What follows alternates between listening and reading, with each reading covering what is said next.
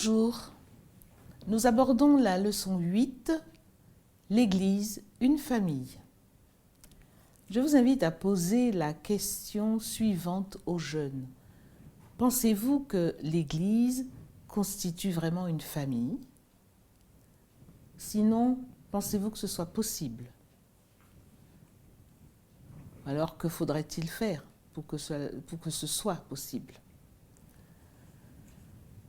Dans Galates 3, verset 28, l'apôtre Paul nous dit ceci. « Il n'y a plus ni juif ni grec, il n'y a plus ni esclave ni homme libre, il n'y a plus ni homme ni femme, car vous tous, vous êtes un en Jésus-Christ. » Demandez aux jeunes ce que cela signifie pour eux. L'Église est aussi comparée à un corps humain. Nous avons des bras, des jambes, une tête, etc. Et pourtant, nous formons un corps. C'est à ce corps qu'est comparée l'Église. De même, plusieurs membres d'une assemblée forment donc l'Église, l'assemblée des croyants. Et ils sont appelés à travailler ensemble, malgré leur personnalité, malgré leurs différences. Et c'est ça qu'il faut comprendre, qu'il faut bien comprendre. Chaque membre a une fonction, mais aussi une personnalité. Et la réalité, c'est que, eh bien, ma foi, certains conflits ou malentendus peuvent surgir. C'est normal. C'est normal. L'important, ce sera comment nous allons gérer ces conflits et ces malentendus. Il y a une fable qui est reprise dans cette leçon que ça m'a fait sourire et je me suis dit que c'est combien vrai. On parle d'une fable où il est question de 4 bœufs. Ils sont amis, ils s'entendent bien, ils sont solidaires et quand vient le lion qui veut les dévorer, eh bien, ils forment un cercle.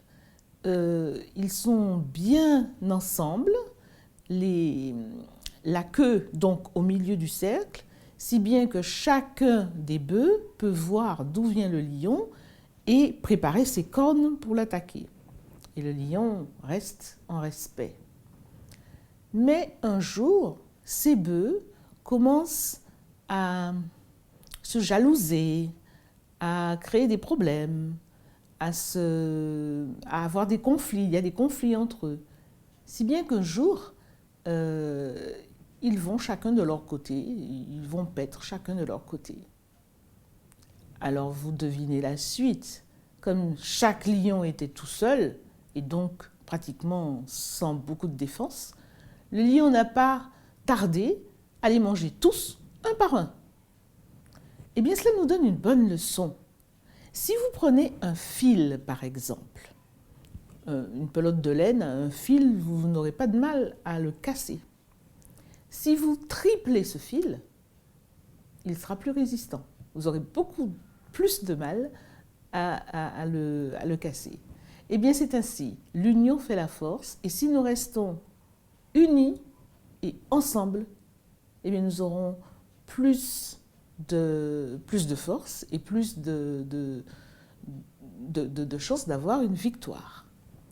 Demandez aux jeunes, et ça, ce sera très édifiant, demandez aux jeunes aussi s'ils ont remarqué dans leur église, chez les adultes ou chez les jeunes, des querelles ou des divisions, quelque chose qui pourrait réduire l'unité.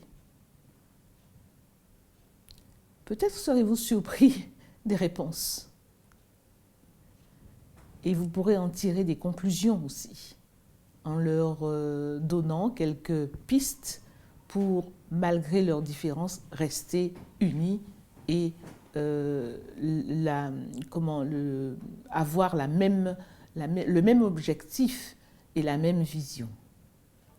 En tout cas, à la fin de cette leçon, ce qu'ils devront comprendre, c'est que même si nous n'avons pas la même manière de penser, même si nous n'avons pas la même manière d'agir ou de parler, chacun de nous, donc chacun d'eux, est important. Et nous avons ensemble une mission à accomplir. Donc nous devons rester une famille, rester unis, et nous y arriverons si nous laissons Dieu nous transformer nos différences par son esprit. Voilà, eh bien, c'est le conseil que je peux vous donner. Je vous souhaite une bonne semaine et à bientôt. Au revoir.